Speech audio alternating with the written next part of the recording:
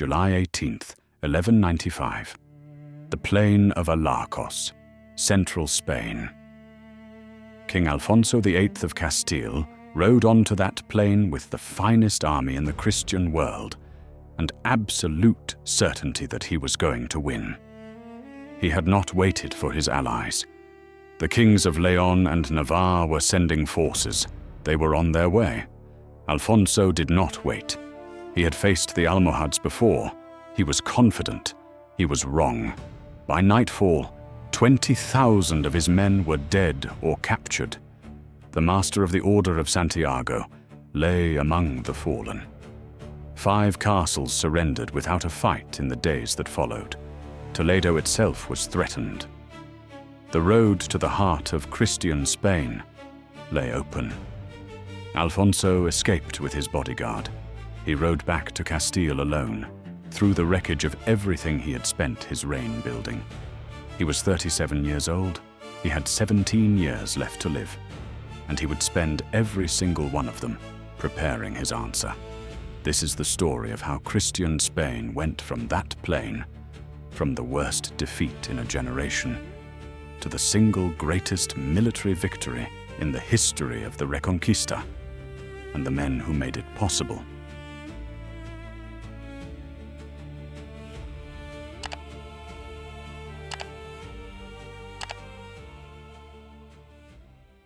When El Cid died in Valencia in 1099, the Reconquista had been burning for 377 years.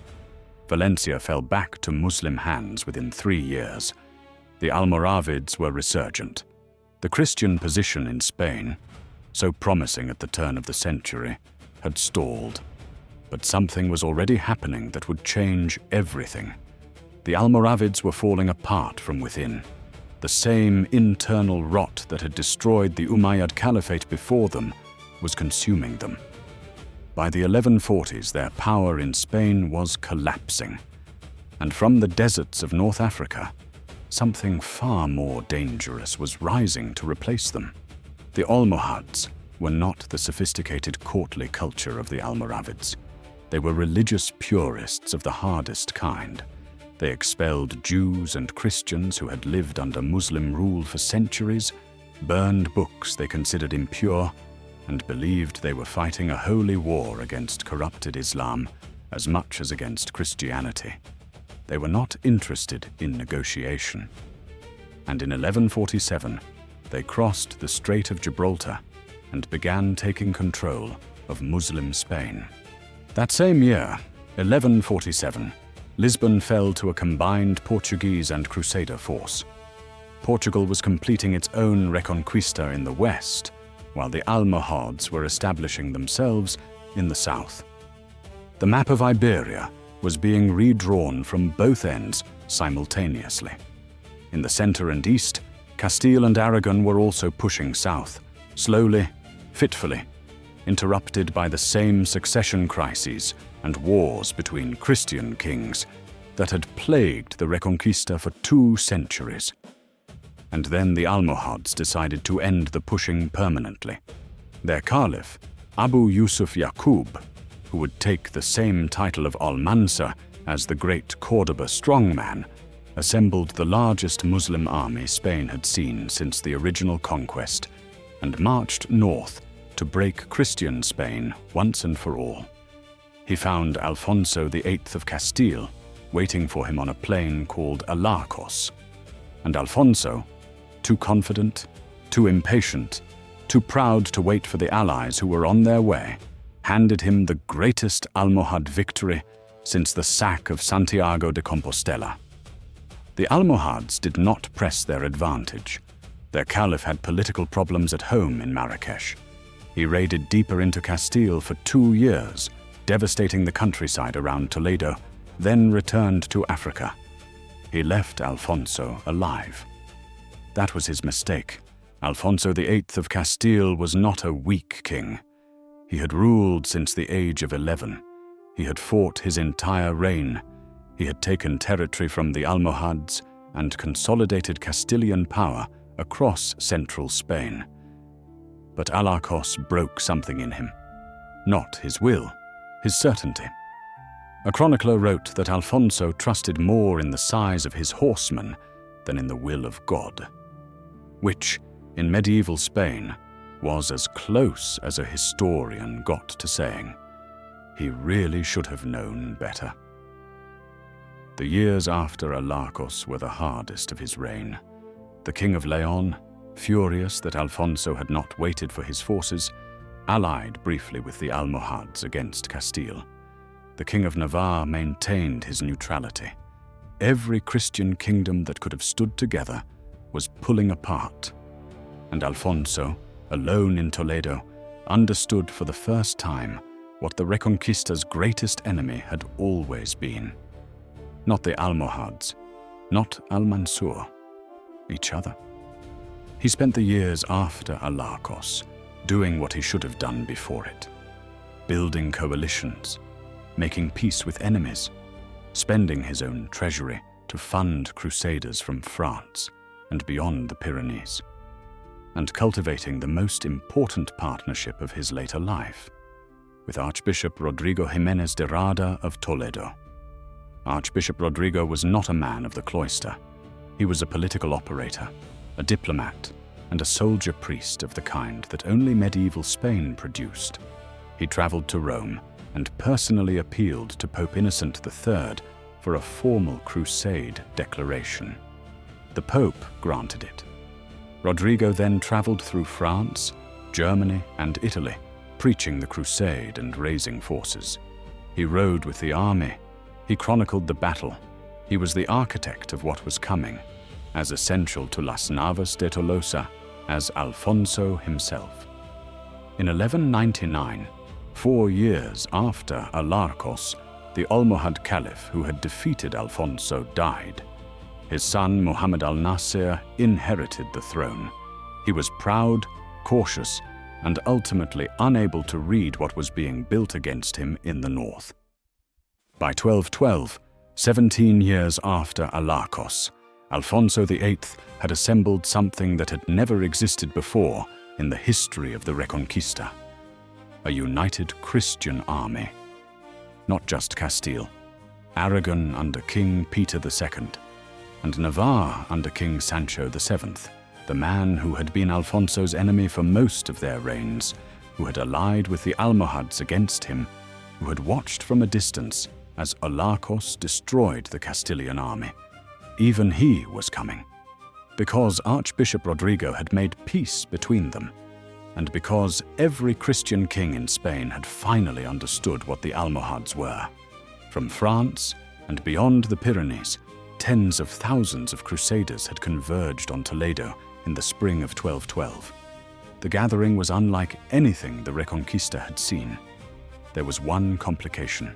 The French crusaders had come for a holy war. But Alfonso the Eighth was not interested in massacring prisoners. When the Christian army took the town of Calatrava in early July, and Alfonso refused to allow the slaughter of the Muslim garrison, the French contingents packed up and went home. They left in disgust over being denied plunder and blood. The day after the French departed, King Sancho VII of Navarre arrived with his own forces. The man who had once allied with the Almohads was now riding south for God and for Spain. The army continued. They reached the Sierra Morena, the great mountain range that separated the Christian north from the Almohad south. The Almohad army was waiting on the other side, positioned to slaughter any force that tried to force the passes. For 3 days, the Christian army could find no way through. Then a shepherd appeared. His name was Martin al-Haja. He knew a hidden path through the mountains, a route the Almohad scouts did not know or did not guard. He offered to guide the army through. Alfonso accepted. They marched through the night. On the morning of July 14th, 1212, the Christian army emerged from the mountains onto the plateau of Las Navas de Tolosa. The Almohad army was waiting, but they were no longer in the passes. The advantage was gone. The battle would be decided in the open field, and Alfonso the Eighth, the man who had ridden back from Alarcos, 17 years earlier, through the wreckage of his army, rode to the front of his forces and looked at what was ahead. He had one chance. He was not going to waste it. July 16th, 1212. The Almohad Caliph Muhammad al-Nasir had positioned his army on a low rise overlooking the plain, with his elite bodyguard surrounding his command tent. The chronicles describe his personal guard as warriors in a serried formation, so tightly packed and disciplined that they could not be broken by ordinary cavalry. Later tradition would call them chained together to prevent retreat. They had never broken. They were the final line between any Christian force and the Caliph himself. Al-Nasir sat behind his army on a throne, with the Quran open in his lap. He had told his court before the campaign that he would conquer in open battle those who worshipped the cross of Christ. He was about to discover how badly he had miscalculated. The battle began at dawn. The Christian army was arranged in 3 divisions: Peter II of Aragon on the left, Sancho VII of Navarre on the right, and Alfonso the Eighth of Castile in the center, with Archbishop Rodrigo riding beside him. The initial assault was led by Diego López de Haro at the head of the vanguard. His cavalry drove hard into the Almohad lines and stalled. The formations held. The vanguard was repulsed. It fell back in disorder. For a moment, just a moment, it felt like Alarcos again. Alfonso looked at what was happening in front of him. His vanguard had been stopped. His flanks were engaged. The center of the Almohad line was still intact, the Caliph's guard still unbroken around the command tent on the rise. He made his decision. He turned to Archbishop Rodrigo riding beside him. The chronicle records what he said. "Archbishop, let us die here, you and I." Rodrigo's response, recorded in his own account of the battle, was immediate. "I will not die here. You will triumph." Alfonso leveled his lance. He led the reserve cavalry, the knights he had held back for exactly this moment, straight at the Almohad center. Not the flanks, not the weakened vanguard. The center, the elite guard, the Caliph's position itself. On the right flank, King Sancho VII of Navarre saw what Alfonso was doing and responded without orders. He drove his own cavalry into the gap that Alfonso's charge was creating, hammering deeper into the Almohad lines. The Almohad center began to fracture. Sancho drove through the bodyguard. He reached the Caliph's tent. Muhammad al-Nasir had already fled. He had seen what was coming and run. Sancho tore through the entrance and found it empty except for the trappings of Almohad power: the throne, the standard, the chains or iron rings from the bodyguard formation that had surrounded it. He took them. The chains appear on the coat of arms of Navarre to this day. What followed the breakthrough was not a battle. It was a rout. The Almohad army collapsed completely. The pursuit continued for 25 kilometers as the fleeing forces were cut down across the plain. Contemporary sources claim enormous casualties. The exact numbers are debated, but no source disputes the scale of the collapse. Muhammad al-Nasir fled south and never recovered his authority. He died 2 years later, his empire already fragmenting around him. When news of Las Navas de Tolosa reached Rome, Pope Innocent III ordered the bells of every church in the city to ring. He called it the greatest Christian victory since the First Crusade. He was right. The Almohad Caliphate had broken. Without the iron center that had held it together, it fragmented within 20 years into the same petty, competing kingdoms that had been El Cid's hunting ground a century earlier. Each one isolated, each one vulnerable, each one waiting for the man who would come next.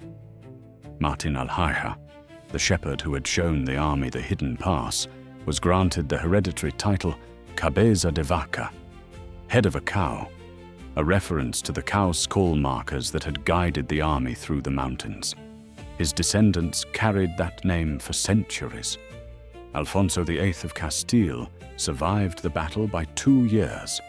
He died in 1214, having seen the door he had spent 17 years preparing finally blow open.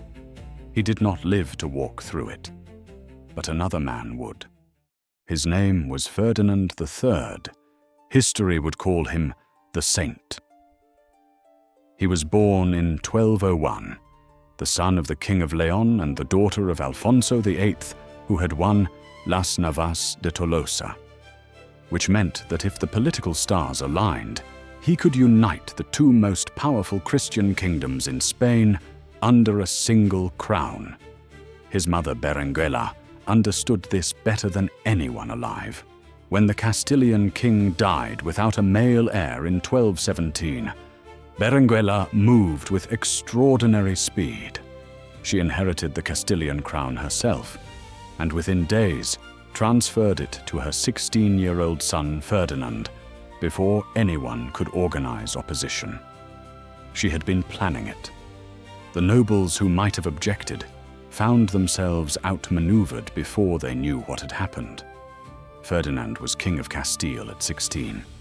His mother continued to advise him, govern during his campaigns, and manage the politics of a kingdom that required constant management. It was one of the great partnerships in medieval history.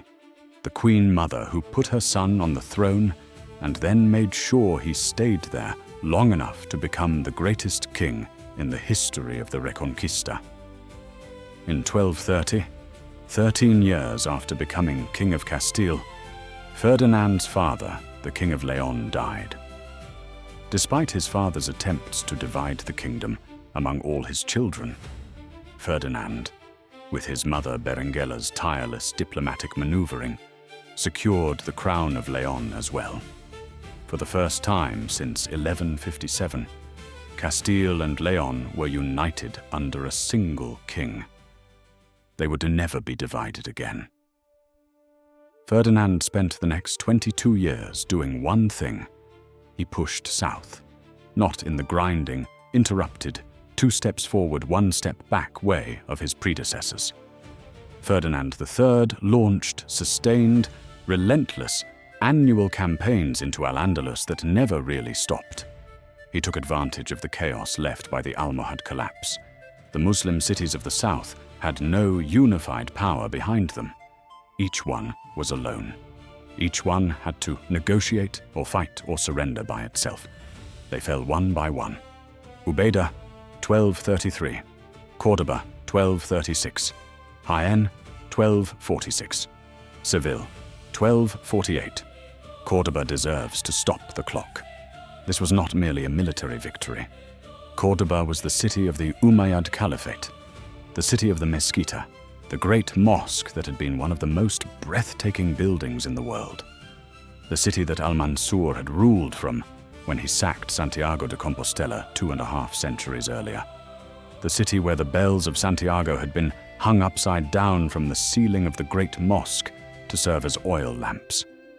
If you watched Part 1, you already knew this moment was coming. It just took 239 years to arrive. Ferdinand III took Córdoba on the 29th of June, 1236, after a siege that began with a group of adventurous knights scaling the walls at night and holding a suburb until the king could arrive. Ferdinand himself rode through rain and floods for days when he heard what his men had done, desperate to reach them before they were overwhelmed. When the city fell, he did 2 things immediately. He converted the great mosque into a cathedral, and he ordered the bells of Santiago, still hanging from the ceiling where Al-Mansur had placed them 239 years earlier, to be taken down and carried back to Santiago de Compostela. Not on carts, on the shoulders of Muslim captives, 800 kilometers north through the heart of Spain. The same journey Al-Mansur's Christian captives had made going south, now made in reverse by Muslim captives going north. The bells that had been taken from the most sacred shrine in Christian Spain were going home, carried by the people who had once placed them there. Ferdinand continued south. Seville was the greatest prize, the former capital of the Almohad Empire, the largest and wealthiest city in Muslim Spain. Ferdinand besieged it in 1246 and did not leave for 16 months. The Siege of Seville was the masterwork of his military career. He assembled his army on the land. He assembled a fleet in the Bay of Biscay, sailed it around the entire Iberian Peninsula, and used it to control the Guadalquivir River that supplied the city. In May of 1248, his Admiral Ramon Boniface drove 2 galleys at full speed into the bridge of boats that connected Seville to its supply lines on the far bank, ramming it with such force that the chains holding it together snapped and the current carried the pieces away. Seville was strangled. Famine followed. Disease followed. On the 23rd of November, 1248, the city surrendered. The chronicles record that Ferdinand climbed to the highest tower of Seville, stood above the city he had just taken, and prayed, "I do not seek my glory, but thine. Not the greatest of perishable kingdoms, but the kingship of Christ on earth." He was 50 years old. He had been at war for almost his entire adult life. He had taken more land from Muslim Spain than any king before him. And he was giving the credit to God. He settled in Seville. He never went home to Castile. He said he would not leave the best city in the world unguarded. He died there on the 30th of May, 1252. A dropsy he had contracted the previous winter took him. He died in the city he had loved most, in the cathedral that had been a mosque when he arrived and was now full of Christian prayer. On his deathbed, he called his son Alfonso to him. The chronicles record what he said. "You are rich in land and good vassals, more than any other king in Christendom. If you preserve what I leave you, you will be as good a king as I. If you win more, better. If you diminish it, not as good." His tomb in Seville Cathedral is inscribed in 4 languages: Latin, Castilian, Hebrew, Arabic. The king who conquered more of Muslim Spain than anyone since Pelayo was buried under words in the language of the people he had conquered, as well as the language of the people who had lived under Muslim rule for centuries and now lived under his. He was canonized in 1671 by Pope Clement X. His body remains in Seville Cathedral to this day. He had left one thing undone: one city, one kingdom, one crescent still flying in the southern sky: Granada. And it would fly there for another 240 years. But here is what they could not know in 1252, what nobody standing in the ruins of the Almohad Empire could possibly have predicted. Granada was not going to fall quickly. It was not going to fall easily. And the 2 people who would finally finish what Ferdinand III had started were not yet born. It would take a princess from Castile, a prince from Aragon, a marriage that would change the world, and a war that would end the longest holy war in history. In Part 3, the final chapter of the Reconquista, they are coming.